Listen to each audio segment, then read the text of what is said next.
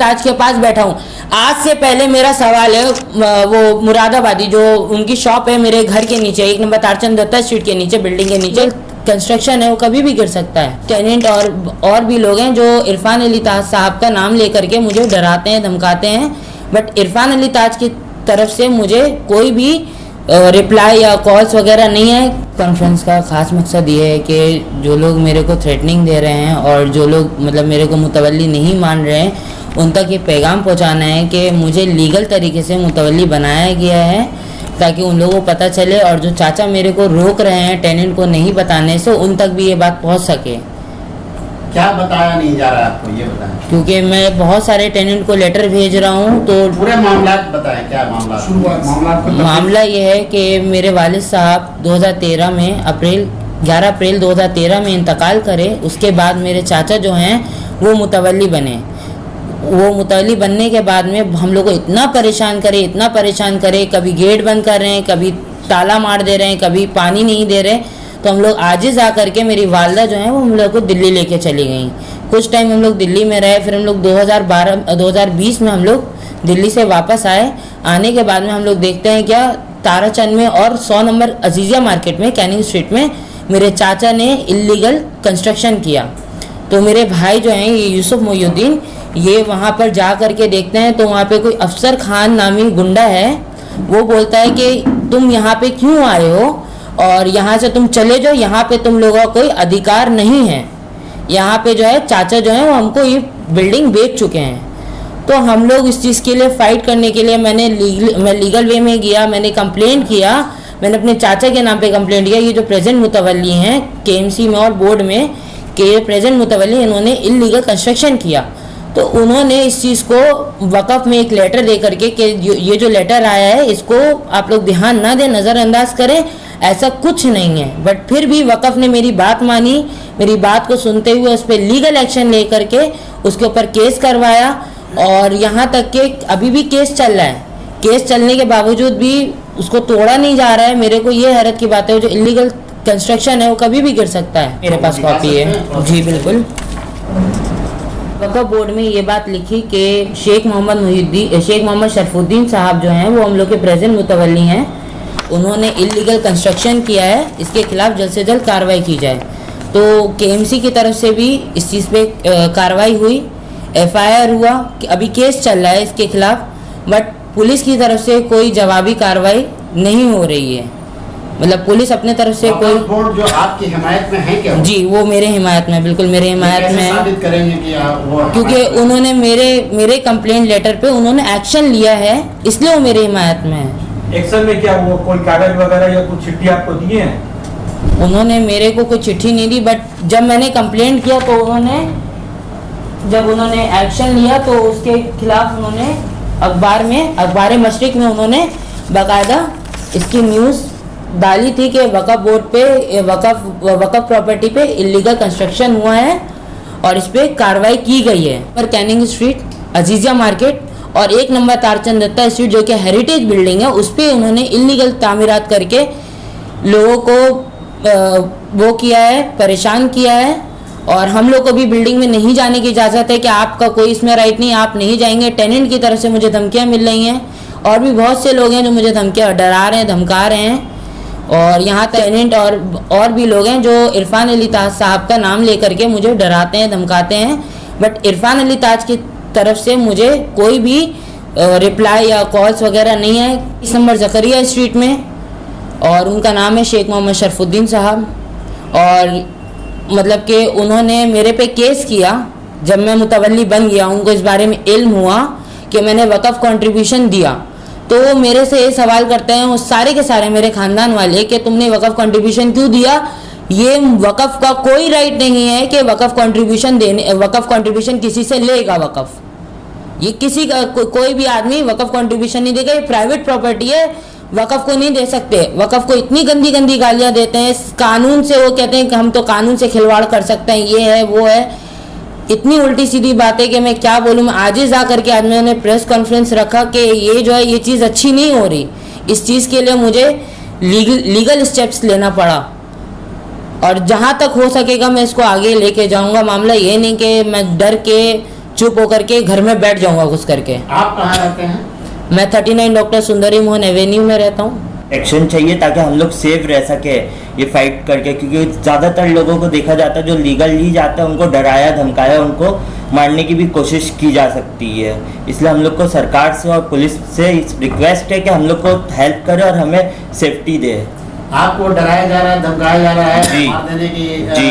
धमकी दे दी और जा रही मुझे है। तो इसका क्या पुलिस कंप्लेन आप लोगों ने किया है? पुलिस कंप्लेन क्या, मैं जब अपनी मार्केट में गया था 100 नंबर कैनिंग स्ट्रीट, तो मुझे उस जगह अफसर खान आदमी मुझे मारा। उसके पास मेरा मेडिकल वो है, और वहाँ पुलिस स्टेशन जाने से भी मुझे डर लगता है क्योंकि पुलिस भी उनके साथ मिली हुई है, मुझे जहाँ तक खबर है। मैं 7 फरवरी 2020 में गया था।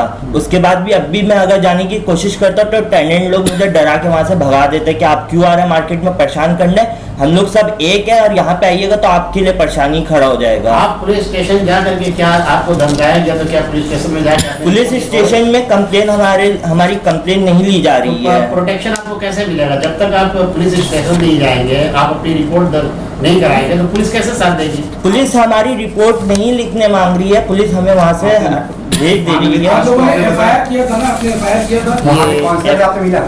वहाँ के काउंसलर के लोगों का कहना है कि काउंसलर हमारे स्टेप में, मगर काउंसलर के पास मैं नहीं गया अभी तक। इसलिए मैं रिक्वेस्ट करता हूँ कि मुझे बाहर से खुद सरकार या पुलिस प्रोटेक्शन प्रोवाइड करे, क्योंकि हम लोग को अभी डर लगा हुआ कि हम लोग पुलिस किसके पास जाए, समझ में नहीं आ रहा हम लोग को। जरूरी जो स्टेप होता है, पहले आप लोकल काउंसलर के पास जाएंगे, फिर एमएलए के पास जाएंगे, पुलिस प्रशासन, ये 3 महकमा है जिससे आपको मदद मिलेगी। तो आप पुलिस प्रशासन के पास गए, अगर आपका एफआईआर दर्ज नहीं हुआ जी, तो आप लोकल एमएलए से आपको कांटेक्ट करना चाहिए। आपने किया? एक्चुअली में टेनेंट या हम लोग के रिलेटिव कहते हैं कि हम लोग का जो है पावर है, हम लोग के साथ काउंसलर ये लोग है, मगर अभी तक कोर्ट के थ्रू जाइए फिर। नहीं, तो आप लोगों ने एफआईआर किया था जो आपके भाई को मार ये हम लोग कंप्लेंट के लिए लेटर रेडी कर रहे थे, बट जब हम लोगों को कॉल्स आने लगी तो हम लोग डर के मारे घर में बैठ गए कि कहीं हम लोगों को उल्टा सीधे इल्जाम में ना फंसा दिया जाए। ये रहा मेडिकल्स जी। 5 दिसंबर 2021 में मैं मुतवल्ली बना जी। मेरे पास है ये मेरे भाई का मेडिकल सेट वो है, और ये रहा मेरा अपॉइंटमेंट लेटर, आप देख सकते हैं, जो कि बोर्ड से मिला। कब से मुतवल्ली हैं आप? 5 दिसंबर 2021 से मैं मुतवल्ली बना हूँ। ठीक है, ये मेरा लेटर आया हुआ है, ये मेरा रेजुलेशन लेटर है, ये मेरा रेजुलेशन लेटर है। बनने के बाद से आपको कोई भी टेनेंट किराया दे रहा है? नहीं दे रहा। ये रहे मेरे पास सारे के सारे लेटर्स आए हुए हैं, आप देख सकते हैं, ये सारे लेटर्स मेरे पास आए हुए हैं। ये सारे लेटर्स मेरे पास मेरे चाचा के नौकर जो जयदीप हैं उन्होंने रिटर्न करवा दिए, ये बोल करके कि यहाँ पे ये सारे टेनेंट नहीं रहते। अगर वो ये यहाँ पे नहीं रहते तो फिर कौन है वहाँ पे जिससे वो भाड़ा उठा रहे हैं? मेरा ये सवाल है। और उन्होंने फिर उसके बाद जब टेनेंट का नाम पता है आपको? कौन टेनेंट? जी, उसका डिटेल्स थोड़ा बताएंगे? जी बिल्कुल मैं बता दूंगा को। जी, मैं बिल्कुल बता दे रहा हूँ आपको।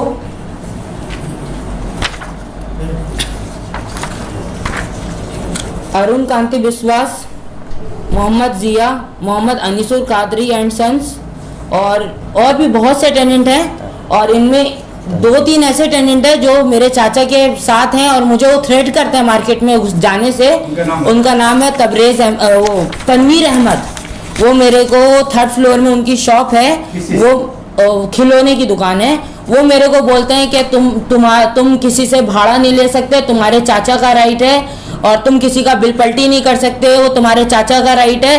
तुम अगर करोगे तो तुमको मार्केट में मारेंगे, मार्केट में तुम आओ तुमको हम मारेंगे। तनवीर का कहना है जी, तनवीर जी, खिलौने की दुकान है, वो भी टेनेंट है। उनकी 6-6, 8-8 दुकानें, अभी उन्होंने इल्लीगल जहाँ पे हुआ है 4 तल्ले में, वहाँ भी उन्होंने 5-6 दुकानें ली हैं। अब वो क्या है नहीं है मुझे इस बारे में कोई इल्म नहीं है। ये जिन लोगों का आपने नाम लिया क्या एड्रेस है जी?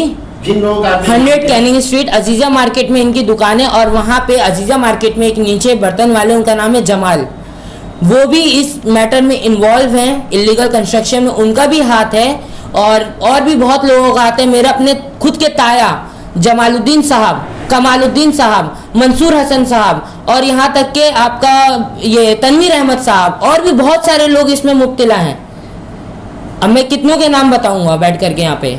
आखिर में आप क्या चाहते हैं ये बताएं? मैं चाहता हूँ कि मेरे टेनेंट मेरे पास आए और मेरे से रसीद, मेरे से रेंट बिल लें, और क्या नाम है इसका, ये जो इलीगल जो कंस्ट्रक्शन है उसको तोड़वाया जाए।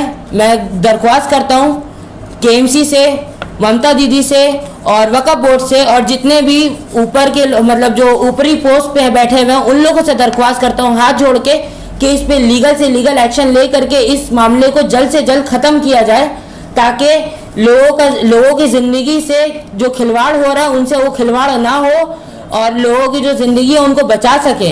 अल्लाह ना करे अगर वो जो इलीगल कंस्ट्रक्शन अगर वो गिर गया तो उसकी जिम्मेदारी किसकी होगी?